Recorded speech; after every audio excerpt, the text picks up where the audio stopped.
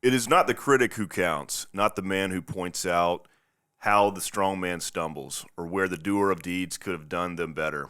The credit belongs to the man who's actually in the arena, whose face is marred by dust and sweat and blood, who strives valiantly, who errs, who comes short again and again. Because there is no effort without error and shortcoming. But who does actually strive to do the deeds? Who knows great enthusiasms, the great devotions? Who spends himself in a worthy cause? Who at the best knows in the end the triumph of high achievement, and who at the worst, if he fails, at least fails while daring greatly, so that his place shall never be with those cold and timid souls who neither know victory nor defeat. Let's march, man.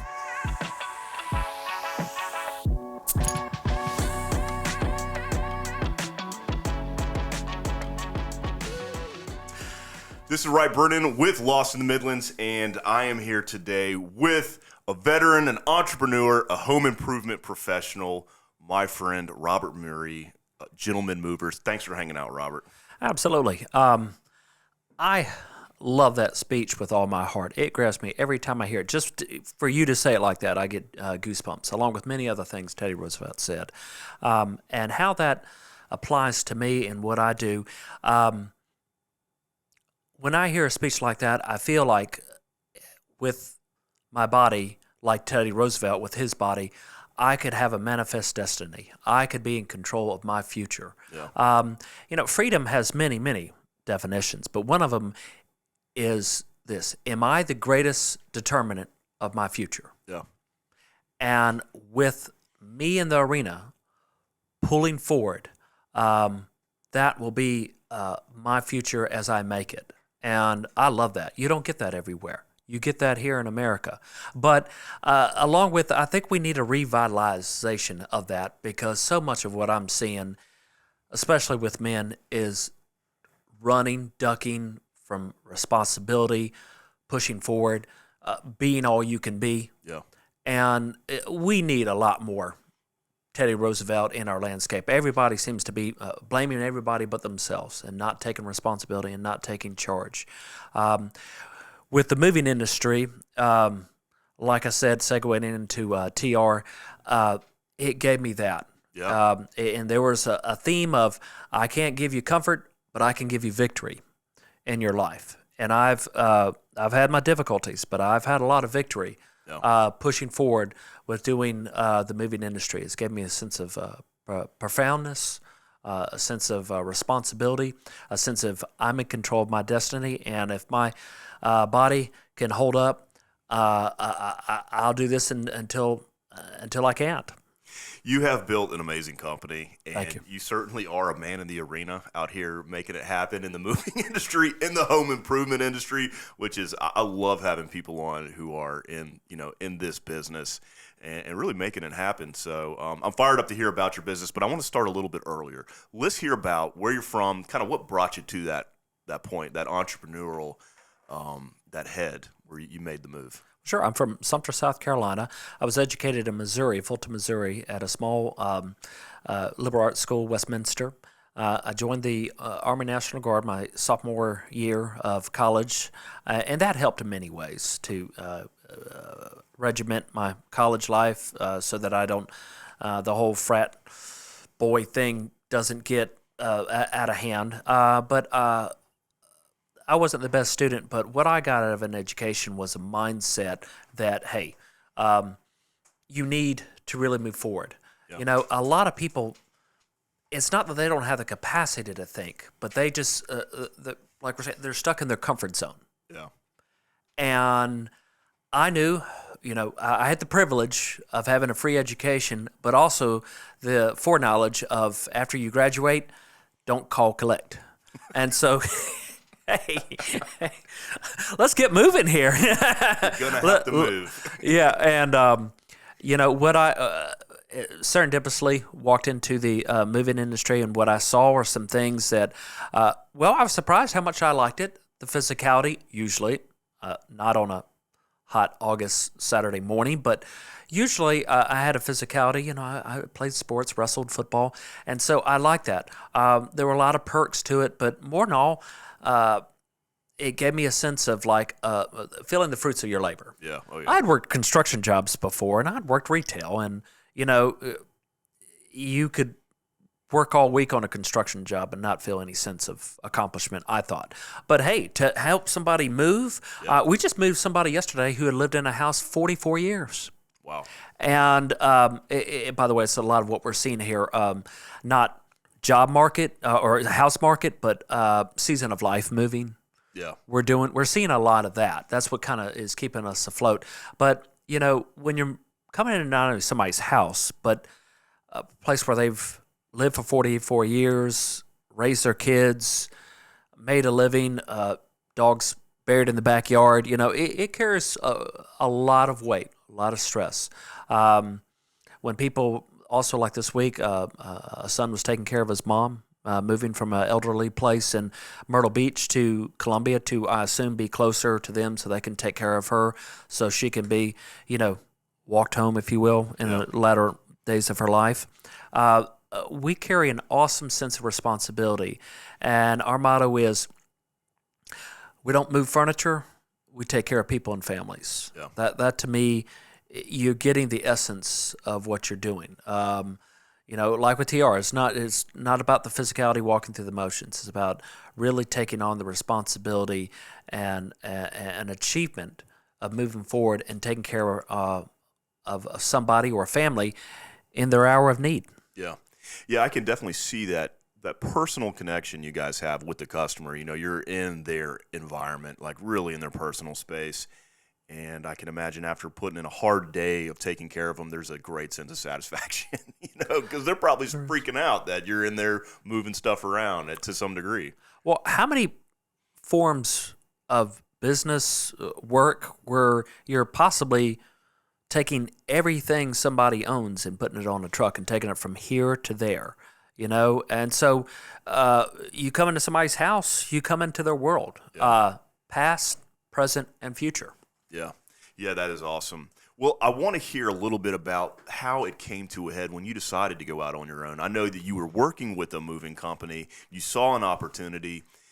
Did you know in your mind, I'm going to actually make a move at some point as an entrepreneur, or did it kind of just like, I need to do this? How did that play out? Well, a lot of times we're at our best when we're forced to be. Yeah. Cambridge wasn't calling.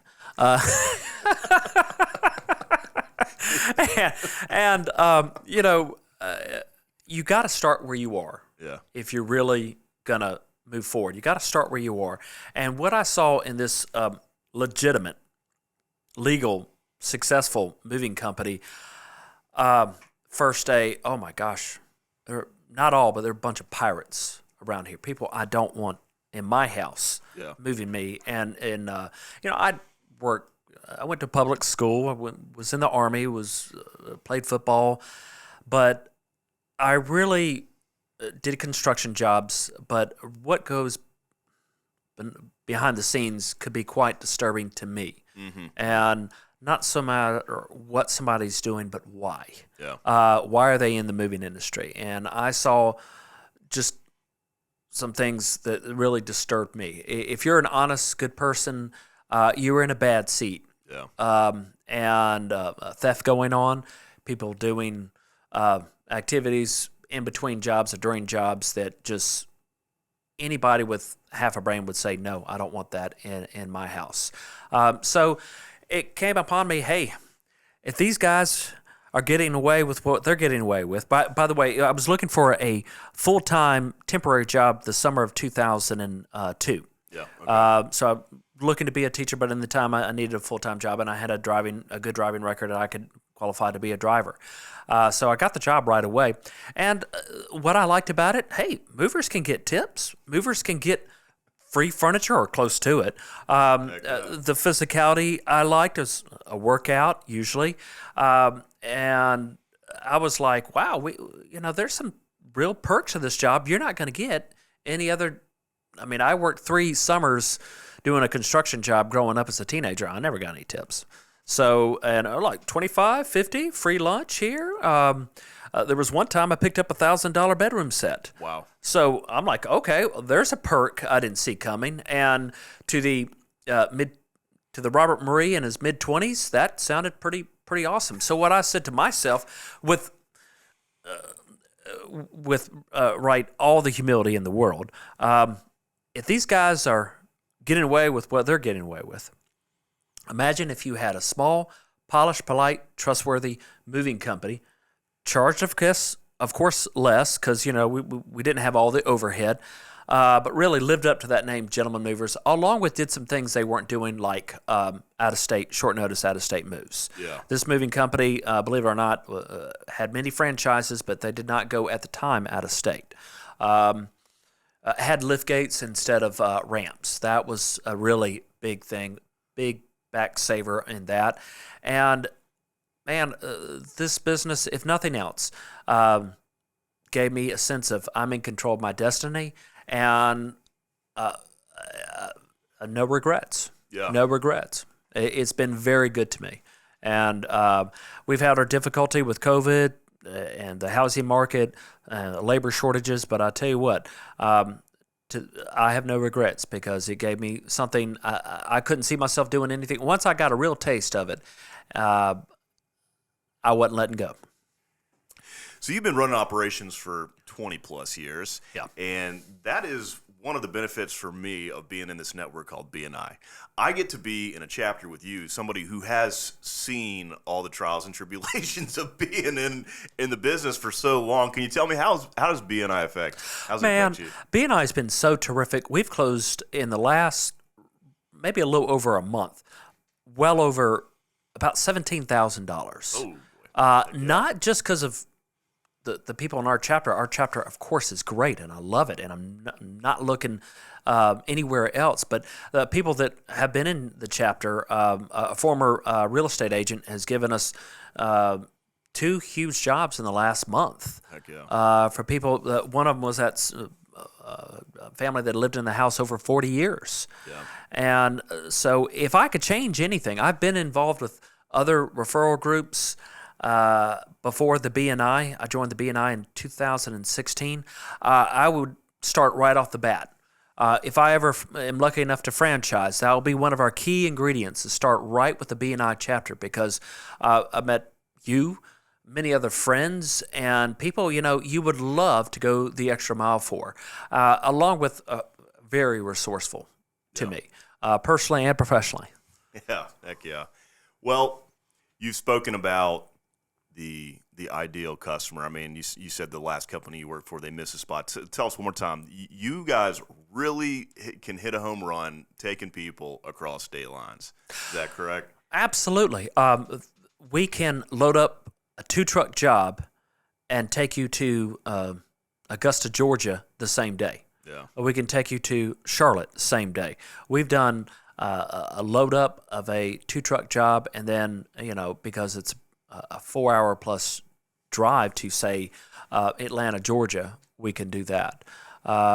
We are set. We have jobs at the end of this month that, because of the distance, and it would take a day to load, but the next day we try to get you where you want to go, unless somebody has, the closing the next day, so they want us to stay over a day or two. Yeah, that is a special service you guys offer. Well, and it's very important for people to hey, I'm going to sleep in my bed tonight or tomorrow, and my stuff is not going to be meshed up with other people's belongings. Yeah. I think that, because we want to be kind of, with the whole out-of-state theme, the middleman, meaning a lot of moving companies, they just stay local or in-state. And the other big boys, they like to go cross-country. They want the big fish 1,000 miles away plus. Okay, we want to be the middleman in there. We want to be same-day Charlotte. We want to be same-day possibly Atlanta. Yeah. We want to be next day Birmingham, Alabama. To a lot of people, they don't have, with these big chains, and they do what they do well, but there's sometimes a 3 to 7 day gap there of when we can get to you because of all the other stops we've got to make along the way. To where we're kind of a one-stop shop here in Columbia, South Carolina. Heck yeah. Yeah. Tremendous convenience factor there. Yeah. And we go anywhere within a 500-mile radius. Now, we have gone 1,000 miles away. We've gone to Austin, Texas, when everything lines up right. The moon, stars, and Mars kind of all coming together. That is a possibility. Yeah. Cool. Somebody who's out there thinking about making a move entrepreneurially, I don't even know if that's a word, but somebody who wants to go out, what advice can you tell them? Like, somebody who's on the edge, Starting a moving company? any company. Really be humble. A lot of people, I tell you what, we'll segue this into the BNI here. A lot of people might know their craft, like you knowing roofing left and right, I know moving, but I don't know the business of moving. Oh, yeah. I did not know every in and out of the insurance policies, cargo, general liability, all the ins and outs with that. So to have that and bookkeeping, Yep. Whatever business you have to bring that to bear. The insurance, the bookkeeping, the payroll.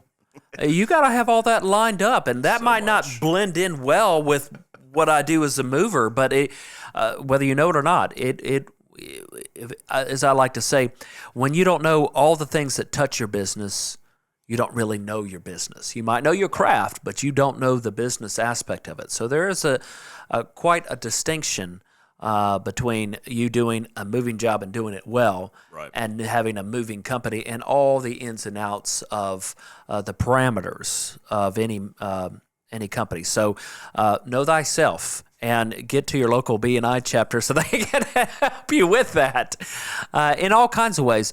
Free advice. Moving, we have some ladies in our chapter that are single ladies, and how do they feel about somebody coming into their house, moving them? What's their take on that? What advice you can get from that? So in a million different ways, it's just great to have a well-rounded supporting team that people that that they'll give you an honest shot if we're the right insurance for you or somebody else. 100%. Yeah. That's fantastic advice. Where can somebody find you who's interested in moving? They can call 1-800-319-3646. That's our main number. Or area code 803-782-0063. Beautiful. That's the main line there that we go to. And our website's open. We own all our own trucks. We don't. All our guys that work for us are on the payroll. They have workers' comp and everything like that they should have to bring to bear. And when we have our come to your house, we not just bring a truck, not just experienced movers, but dollies, furniture pads, hand tools, the works. We moved a grand piano yesterday. Okay, you're going to need some people who know what they're doing to move in a heavy one at that. A grand piano, the right kind of lift gate, the right kind of skill set you're going to need to secure those wonderful heirloom belongings. Yeah, that is awesome. So much opportunity here, and so fired up that you came on and told us about your awesome business. Really appreciate it, man. Well, you're a friend, and it's just an honor to be here. You had me at TR when you said, "Come on."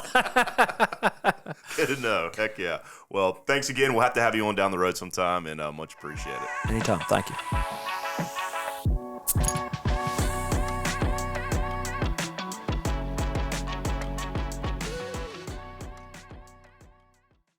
Hey everyone, many thanks for watching. If you enjoyed this episode, give us a follow and click the bell to stay up to date on future episodes, or click the link to watch another previous episode. Also, don't forget to like, share, and please leave us a comment. We'd love to hear your feedback.